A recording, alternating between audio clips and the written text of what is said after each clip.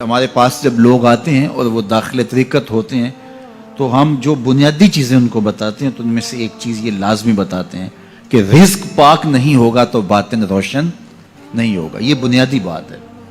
اگر رزق پاک نہیں ہے تو میرے حضور نے ارشاد فرمایا کہ ایک بندہ سفر کر کے کعبۃ اللہ کے صحن میں پہنچتا ہے اور کعبے کے پردوں کو تھام لا ہے وہ یمد یدیہ اور لمبے لمبے ہاتھ کر کے کہتا ہے اے اللہ, لیکن اس کا کھانا حرام ہے, اس کا پینا حرام ہے, اس کا لباس حرام ہے, وہ غزیہ بالحرام, اس کو غذا حرام سے دی گئی ہے. میرے حضور نے فرمایا اس کی کوئی دعا قبول نہیں ہوگی. سفر کیا, جنگل پہاڑ کاٹے, سمندروں کو پاٹ کر کے آگے گیا, ہواؤں کے کلیجے چیر کے آگے بڑھا, مہینوں کی مسافتیں طے کر کے گیا اور کعبۃ اللہ کے سامنے کھڑا ہے, سین حرم میں مطاف میں کھڑا ہے, لیکن اس کا جسم حرام سے پلا ہے. اس نے جو پہنا ہے اس لباس کا تانا یا بانا حرام کا ہے, اس کو غذا حرام کی دی گئی ہے, اس نے پیا حرام کا ہے, اس نے کھایا حرام کا ہے, تو پھر اس کا یہ سارا سفر رائے گاں چلا جائے گا, اس کو کچھ نصیب نہیں ہوگا. تو سب سے پہلی شرط اس عنوان سے عقل حلال ہے. اس کے بعد پھر صدق مقال ہے کہ آپ کی زبان جھوٹ نہ بولے. جب کوئی شخص جھوٹ بولتا ہے روحانیات تو دور کی بات ہے, اللہ کے فرشتے اس سے 1 میل دور ہٹ جاتے ہیں. جب کوئی شخص جھوٹ بولتا ہے تو حدیث پاک میں آتا ہے اس کے منہ سے ایک خاص قسم کی بدبو نکلتی ہے.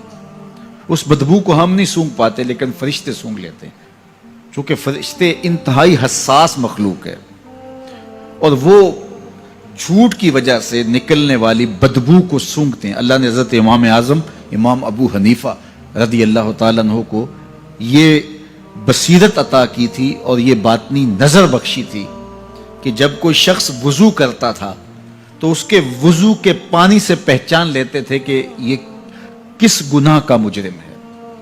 جب بندہ وضو کرتا ہے تو وضو سے ہاتھوں کے گناہ جھڑتے ہیں, منہ کے گناہ جھڑتے ہیں, تو وہ وضو کے پانی سے اس بات کو محسوس کرتے تھے. اللہ نے ان کو وہ بصیرت عطا کی تھی, لیکن انہوں نے اللہ کی بارگاہ میں عرض کی مالک مجھ سے یہ چیز چھین لے, یہ چیز مجھے نہیں چاہیے. لوگوں کے بارے میں جو ہے وہ ایسا گمان پھر پیدا ہوتا ہے. تو فرشتوں کو اللہ نے وہ حساس جو ہے وہ پاکیزہ وجود دیا اور ان کی حس ایسی ہے کہ وہ بدبو جو انسان بولتا ہے اور لفظوں سے جو اثرات نکلتے ہیں وہ محسوس کرتے ہیں. تو جب کوئی شخص جھوٹ بولتا ہے تو اس کے جسم سے, اس کی زبان سے جھوٹ کے ساتھ بدبو نکلتی ہے. اللہ کے فرشتے 1 میل دور تک پیچھے ہٹ جاتے ہیں. تو مجھے بتائیے جو شخص جھوٹ بولتا ہو کیا اسے کوئی روحانی مرتبہ مل سکتا ہے؟ یہ سوچا بھی نہیں جا سکتا, یہ امکانات سے ہی نہیں ہے. اللہ کے محبوب علیہ السلام سے پوچھا گیا کہ حضور کوئی مسلمان کوئی مومن کیا بزدل ہو سکتا ہے؟ فرمایا نہیں, وہ بہادر ہوتا ہے, لیکن ہو سکتا ہے کبھی اس سے بزدلی بھی سرزد ہو جائے. انسانی کمزوری ہے, کبھی انسان بہت طاقت میں ہوتا ہے, کبھی انسان کمزور بھی پڑ جاتا ہے. فرمایا ہو سکتا ہے کبھی اس سے ہو بھی جائے. پھر پوچھا کہ بخل کر سکتا ہے؟ فرمایا نہیں, مومن سخی ہوتا ہے لیکن ہو سکتا ہے کبھی اس سے بخل بھی ہو جائے. کبھی کبھی دولت اسے اچھی بھی لگنے لگ جاتی ہے, جس طرح فرمایا گیا کہ اولاد مبخلتن مجبنتن, یہ جو اولاد ہوتی ہے یہ بندے کو بخیل بھی بنا دیتی ہے اور بزدل بھی بنا دیتی ہے.